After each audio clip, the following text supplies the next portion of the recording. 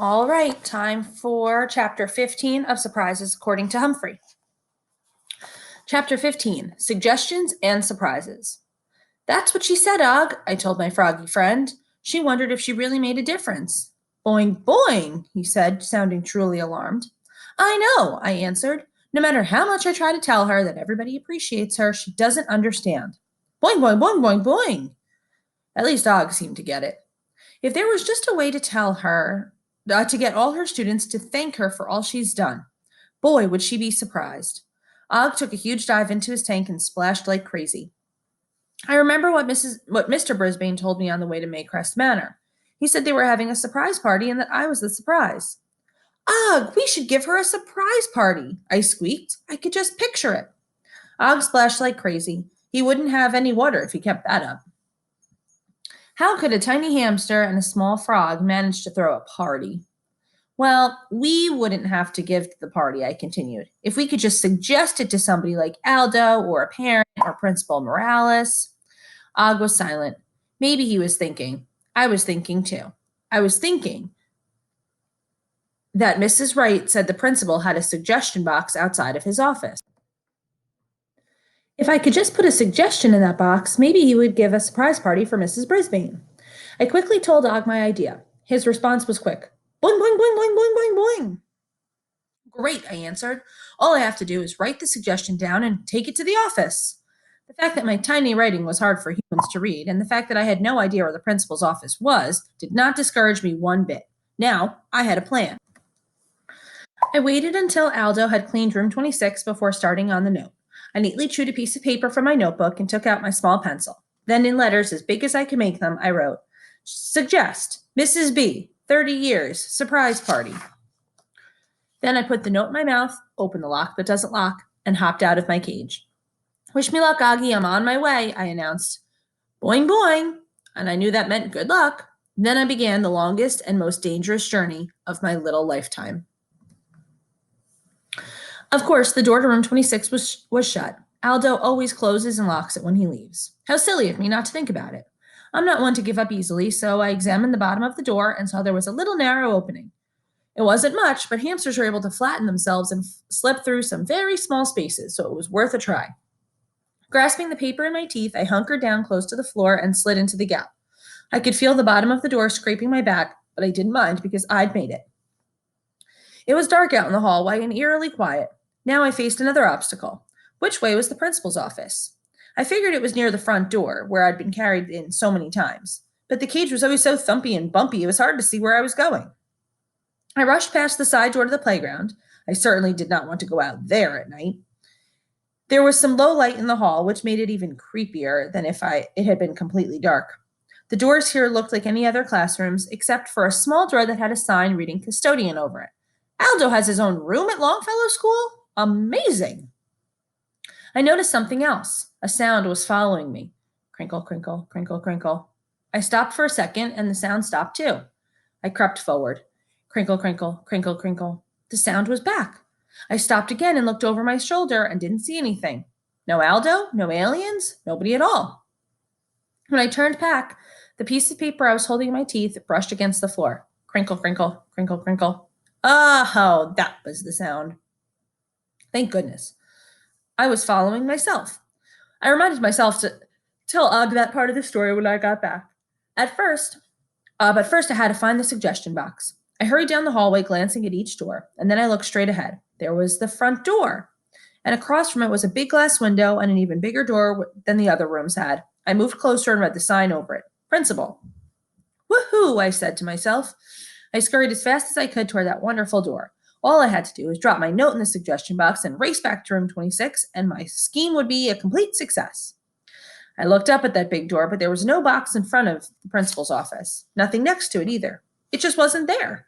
I stood there for a second, feeling completely crushed. Then I looked straight up, and there was a large box attached to the door, way above my head. I backed up so I could read the writing on it. Suggestion box.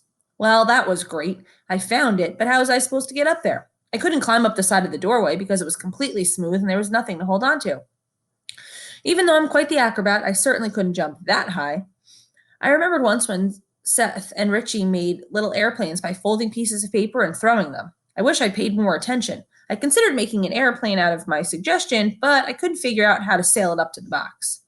Just then, I heard the familiar squeaking of Aldo's cart. Normally, I was delighted to see my friend, but this time I didn't want him to find me out of my cage. I dropped my suggestion on the floor and darted across the hall into the shadows under a drinking fountain. Aldo whistled a happy song as he pushed his cart past the fountain. He didn't notice me, thank goodness, but he did stop in front of the principal's office, bent down, and picked up my piece of paper. My heart sank when I saw him start to toss it in the trash. But he stopped and examined it, lifting up the note so we could see it in the light. Mamma mia, he said, 30 years? He looked puzzled. But instead of throwing the note in the trash, he dropped it in the suggestion box. Then he continued down the hall, turning right at the corner. But I heard another loud noise, thump, thump, thump. But I wasn't scared this time because I knew it was just the pounding of my heart. I peeked around the corner just in time to see Aldo lock the door marked custodian. He didn't have his cart anymore, so I guess he was done for the night. He had a hat on now, and he turned and disappeared from my view. I counted to 100, just to make sure that the coast was clear, and then I raced back down the hall and slid under the door of room 26. I had to swing back up to my table using the cord from the blinds like a trapeze. Boing, boing, boing, boing, boing, Og greeted me. Once I was back in my cage, I took a long drink of water and caught my breath. I took most of the rest of the night for me to tell Og all that had happened and for both of us to ponder what Aldo thought about the note and whether Principal Morales would even read it. I spent most of the next day dozing, and once or twice I woke up. I was pleased to see that Heidi was raising her hand, at least most of the time. When the last bell rang, Mrs. Brisbane quietly congratulated her and gave her a riddle sticker. At the end of the week, things were quiet, quiet, quiet. After all the testing and the silliness, it was nice to be back to a normal classroom. But I was worried. Had Mr. Morales gotten the suggestion? Did he like the idea? And what would he do about it? In my time at Longfellow School, I've noticed that humans can be smart, nice, and even important like the principal, and still not understand the simplest thing a hamster is trying to tell them. You can have a great idea, you can have a plan, but sometimes things don't work out the way you want them to. Maybe I could think of another way to tell Mrs. Brisbane what a great teacher she was. But for now, I was fresh out of ideas. 2 weeks later, on a Friday afternoon, Mrs. Brisbane read aloud to us, which is something she does oh so well. This was a thumping good story about a pig. I've never seen a pig, but this whole story made me care about him a great deal. In fact, I was so nervous about what would happen to that pig, I hopped on my wheel for a good fast spin. Then it happened. The unbelievably loud beep, beep, beep was back, and I was so surprised I tumbled right off my wheel and into my soft bedding. Class, it's the fire alarm, said Mrs. Brisbane. She seemed a little nervous. 2 lines, please. Even though Jeff Herman had said to leave the pets and let the firefighters rescue them, Garth and AJ took Og's tank while Miranda gently picked up my cage. Saya came forward to help her. Children, no, no, no, Mrs. Brisbane said. Please, said Miranda. We were already at the door. Mrs. Brisbane shook her head. Oh, go ahead. Before I knew it, we were out in the hall where the other classes were lining up. In the distance, I heard the screech of Mrs. Wright's whistle, and then we were outside. It was a beautiful day. I was hoping there wasn't a real-life fire, not here or anywhere, but if there was, I was prepared to stop, drop, and roll. As I looked around, I noticed that the playground looked a lot different than the last time we had a fire drill. For one thing, there was a big, shiny fire engine parked near the swings, and sitting on top was our old friend, Jeff Herman. A small stage had been set up with a microphone, and sitting on the stage was none other than Mr. Brisbane in his wheelchair. He was smiling, too. There were all kinds of familiar faces. Was that Aldo? And his wife, Maria. Many of my friends' parents were there, and some people who didn't seem to belong there at all, like Joyce from Maycrest Manor and Aldo's niece, Amy. What on earth was going on? I wondered, and then I saw a big banner draped above the stage. It said, Mrs. Brisbane Appreciation Day. I glanced over at my teacher. I've seen Mrs. Brisbane look happy, sad, mad, tired, puzzled, and even discouraged, but I've never seen her look so surprised. Mr. Morales stepped up on stage and tapped the microphone. Ladies and gentlemen, students, we are gathered here to honor one of Longfellow School's greatest assets, Mrs. Sue Brisbane of Room 26. For 30 years, she's been informing, supporting, and inspiring students in our community, and I think it's time that we all said a big thank you. The crowd cheered wildly. Thanks, thanks, thanks, I shouted as loudly as my little lungs would let me, and I heard an enthusiastic boing, boing, boing from behind me. The principal continued, as we all know, it's not easy to get Mrs. Brisbane out of her classroom, so I want to thank Jeff Herman and the fire department for helping us arrange this fire drill as part of our little scheme. After more applause, Mrs. Brisbane was called to the stage where she took a seat next to Mr. Brisbane, who couldn't stop smiling. Then one by one, people came up to the microphone to thank her. Aldo said she'd inspired him to go back to school to be a teacher.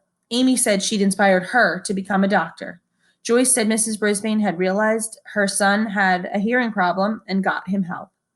Other parents thanked her, and then the students of room 26 were called up on stage.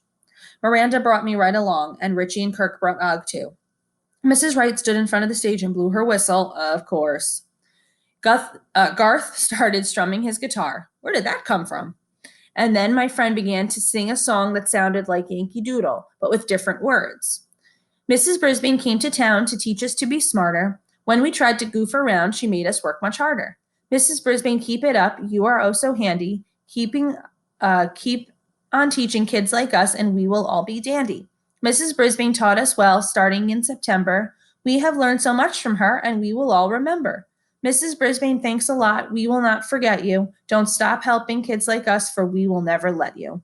And then they all shouted, thanks, Mrs. Brisbane. Mr. Brisbane handed his wife a handkerchief, and she wiped her eyes. I really wish I had a handkerchief right now, too. Mr. Morales came to the microphone again and thanked Mrs. Wright. It took some clever planning to keep this party and this song a surprise, he said. Mrs. Wright taught the children the song during PE class. Our room mothers, Mrs. Hopper and Mrs. Patel, made a lot of calls, and our custodian, Aldo Amato, and his wife helped to organize this whole day. It was nice to think that Mr. Morales made a plan, too. I always knew he was a smart human. Everyone applauded again, but Mr. Morales wasn't finished. Most of the time, we don't thank our teachers until they retire. I am so glad that we had a chance to thank Mrs. Brisbane for not retiring. We hope she'll be here for another 30 years. At least, I squeaked, which made Miranda giggle. Finally, I can't take credit for thinking of this surprise party, Mr. Morales continued. I have to thank an unknown person who left a suggestion in my suggestion box. Thank you, whoever you are. You're welcome, I squeaked quietly. So things worked out, Augie, I said that evening when my friends and I were alone again. Og leaped up and dove down into his tank with a gigantic splash. That meant he was happy, and so was I. Sometimes you have to give a plan a long time to work. Sometimes things work out differently than you expected, but they still work out. Life is full of surprises, and I think it's a very, very good thing. All right, that's actually the end of this book. Amazing. Humphrey has top 10 good surprise suggestions. So, number 1, share something with a friend, like ice cream or broccoli or a great book. They'll be surprised. Another surprise, put a note saying something nice about someone on his or her desk. Don't sign it and don't use the word rat. No, no, no. Unless you're talking about a pet rat that you love, because pet rats are almost as nice as hamsters. Throw a surprise party for someone special. Number 4, help somebody like your mom or dad or teacher without being asked. That's a nice surprise. Number 5, visit someone in the hospital or a retirement home. Number 6, offer to read with your younger brothers or sisters and offer to play a game with them. Number 7, draw a picture of someone you like and give it to that person. Number 8, give your dog or cat or hamster a good scratching. They'll like it, but be gentle. Number 9, smile at someone when they least expect it. And number 10, invite a friend over to play with your hamster. That is always fun. All right, we've finished book number 4. So tomorrow I will be starting book number 5. I hope you enjoy. See ya.